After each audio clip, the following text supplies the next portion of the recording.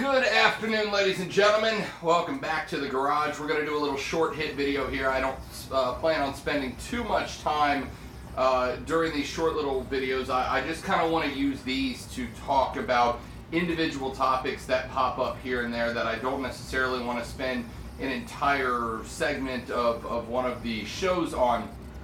But I did want to talk about this one, and that is the story that's been coming out of ESPN about Robert Lee, who is the Asian American play-by-play broadcaster who's scheduled to call a game in Virginia on week 1, and now it's come out that he has been taken off of that assignment and transferred to another game. And it came out that the reason ESPN had made the move is because of his name, Robert Lee. Of course, that is directly connected to Robert E. Lee, the General of the Army of the Confederate States.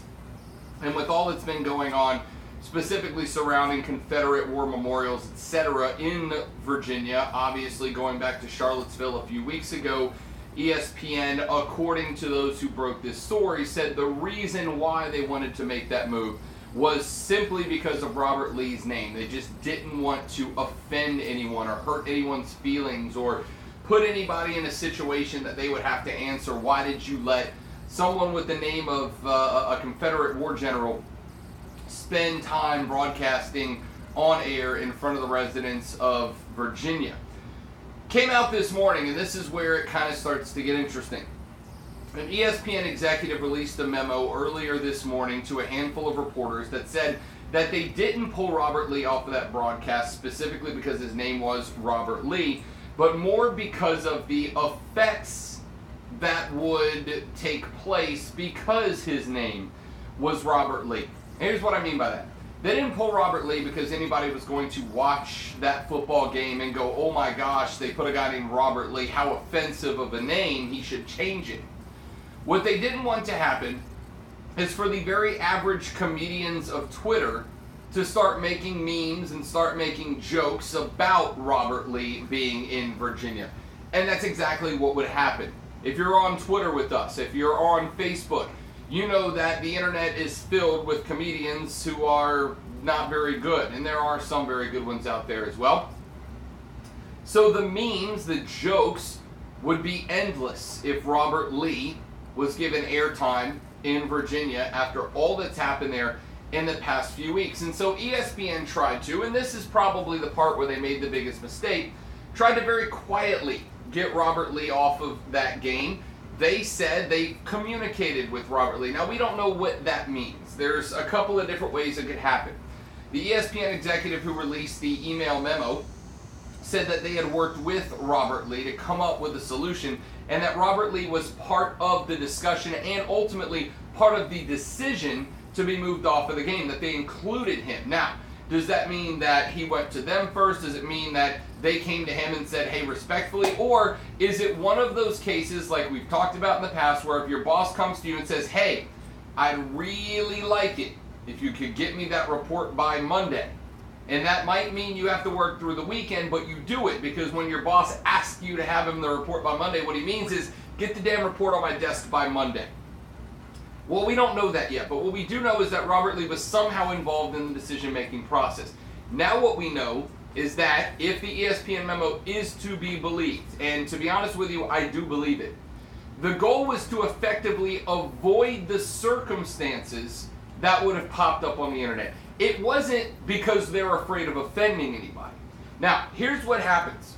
What happens is, after they put this out into the news cycle, you get a handful of people who make their money off of being controversial, who decide to blow this up into some kind of enormous scandal. They try to blow this up and turn it into something that it's not. There is a particular commenter whose name I will not give credit because I don't want anyone going to his Twitter feed or Facebook handle and him getting page views, which is all that this is about, based on his ridiculous assertions. But this gentleman who used to be on Fox Sports 1, I don't believe he's there anymore. I don't follow him enough to know or care. But this particular gentleman, and I'm sure most of you know who I'm talking about, immediately went on the warpath when this news came out. Oh, how insane. Oh, how PC. How bad is this? He was trying to get people to come to his Twitter feed, to come read his articles, to come see his blog and his website. And it worked. And it worked. Then I hopped over on Facebook. There's a political commenter that many of my conservative friends follow, a young man, who did the exact same thing with the headline, "How ridiculous can you be?" ? So I started talking to a number of my friends because a handful of them all kind of had comments along the same lines. How ridiculous is this? How bad is this? Is this really what our country is and where our country is, that they're worried about someone's name offending someone? And the answer is yes and no. Mainly no. They weren't worried about offending anyone. They weren't looking at this from the perspective of, oh, we might offend African Americans, or we might offend liberals, we might offend this group or that group. They looked at it, the best I can tell, and they went, you know what? It's probably not a great idea for us to put someone named Robert Lee in Virginia after what happened a few weeks ago. Maybe we can just make one little tweak. Now, I don't find it that hard to believe that a broadcasting tweak was made a week and a half before the show. Why do we say that? Hell, we don't get the times that a college football game will be on television during the middle of the season until 5 or 6 days before that game takes place. We don't know what time some games are even going to be played, but you're telling me that the decision to online stream a mid-tier ACC game, you find it unbelievable that they decided to switch color commentators a week and a half out? That's not really how it works. So the point that I'm making is this. You're going to see people who are going to spew outrage about this. Those people are striving for attention. I believe that there are some people who had a knee-jerk reaction of, this is unacceptable, this is inappropriate, I won't stand for it. And that's a fine knee-jerk reaction to have. I'm not even upset about the people who had the knee-jerk reaction, because honestly, I did too when I looked at it when it first came out. I had the knee-jerk reaction of, this is insanity in the heart of America.